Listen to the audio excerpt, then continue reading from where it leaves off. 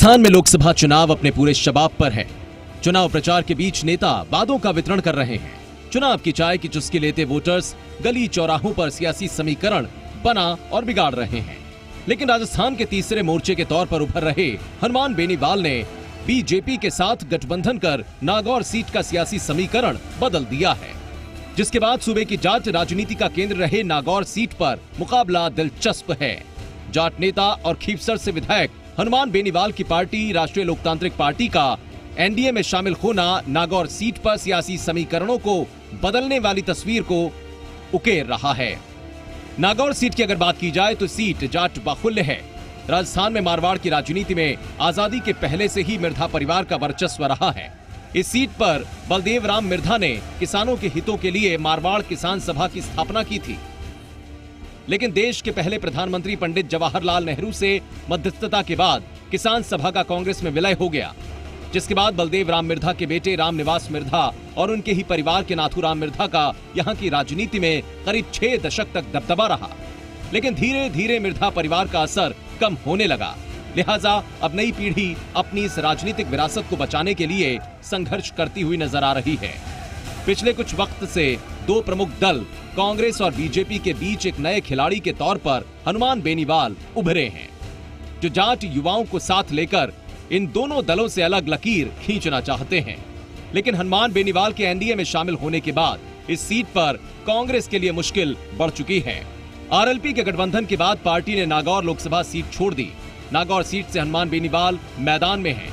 BJP ने नागौर से मौजूदा सांसद और मोदी सरकार में मंत्री सीआर चौधरी का टिकट काट दिया तो हनुमान बेनीवाल को उम्मीदवार बना दिया, जिसके बाद पार्टी में बागी सुर सुनाई पड़ रहे हैं। हनुमान बेनीवाल कभी बीजेपी के सच्चे सिपाही हुआ करते थे। 2008 में बेनीवाल ने बीजेपी के टिकट पर चुनाव जीता, लेकिन सीएम राजे से संबंध बेहतर न होने के चलते बेनीवाल ने पार्टी छोड़ दी। 2013 में निर्दलीय के तौर पर जीत हासिल की तो 2018 विधानसभा चुनाव में अपनी ही एक पार्टी बना ली और चुनाव लड़ा। मौजूदा वक्त में बेनीवाल समेत आरएलपी के 3 विधायक हैं।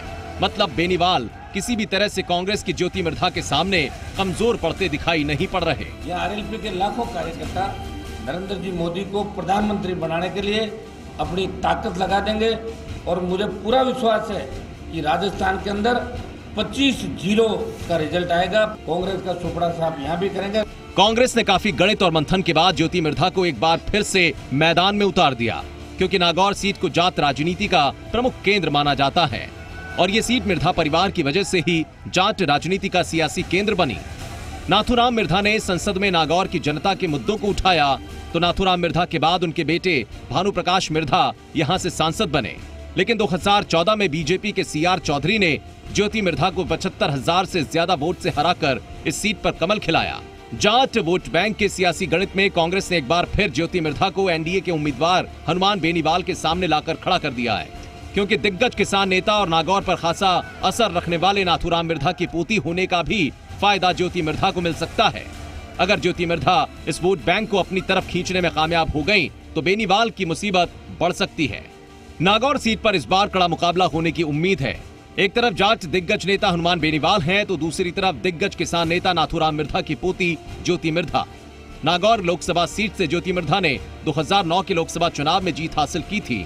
ज्योति मिर्धा ने बीजेपी की बिंदु चौधरी को 1,55,000 वोटों से हराया था, जबकि हनुमान बेनीवाल को जाट नेता के तौर पर देखा जाता है।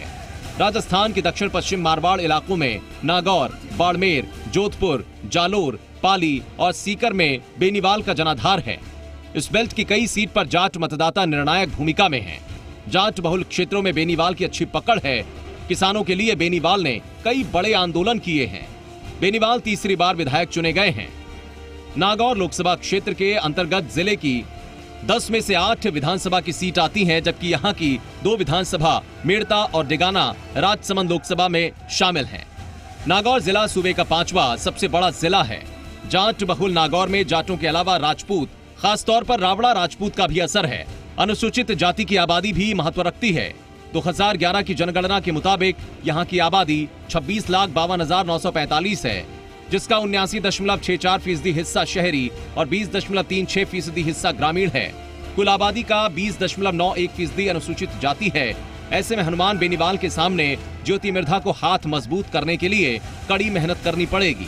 2014 लोकसभा चुनाव के आंकड़ों के मुताबिक नागौर संसदीय सीट पर मतदाताओं की कुल संख्या 16,78,662 है, जिनमें से 8,86,731 पुरुष तो 7,91,931 महिला मतदाता हैं। पिछले विधानसभा चुनाव में जिले की 10 में से 9 सीट पर कब्जा जमाने वाली बीजेपी के खाते में इस बार विधानसभा की 2 सीट गईं, जबकि कांग्रेस ने 6 सीट पर जीत हासिल की। खीवसर से विधायक हनुमान बेनीवाल की पार्टी आरएलपी ने 2 सीट पर कब्जा जमाया। इस लिहाज से नागौर लोकसभा क्षेत्र के अंतर्गत आने वाली 8 विधानसभा सीटों की बात की जाए तो इसमें से 5 सीट पर कांग्रेस, 2 पर बीजेपी और 1 पर आरएलपी का कब्जा है। मतलब कांग्रेस का दबदबा ज्यादा दिखाई पड़ता है। तस्वीर अगर 2014 लोकसभा चुनाव की देखें तो नागौर संसदीय सीट पर 59.8% मतदान हुआ था, जिनमें से बीजेपी को 41.3% तो कांग्रेस को 33.8% वोट मिले थे, जबकि 15.9% वोट के साथ निर्दलीय हनुमान बेनीवाल तीसरे नंबर पर रहे थे। बीजेपी के सीआर चौधरी ने कांग्रेस की ज्योति मिर्धा को हराया था। सीआर चौधरी को 4,14,791 और ज्योति मिर्धा को 3,39,573 वोट मिले थे। हनुमान बेनीवाल 1,59,980 वोट पाने में कामयाब हुए थे।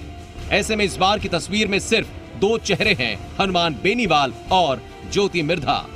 नागौर की तस्वीर अगर देखें तो काफी पेचीदा सी नजर आती है। तस्वीर में कई समीकरण बनते और बिगड़ते दिखते हैं। ऐसे में मतदाताओं का जनादेश ही ये तय करेगा कि नागौर की सत्ता की चाबी जनता किसे सौंपना चाहती है। ब्यूरो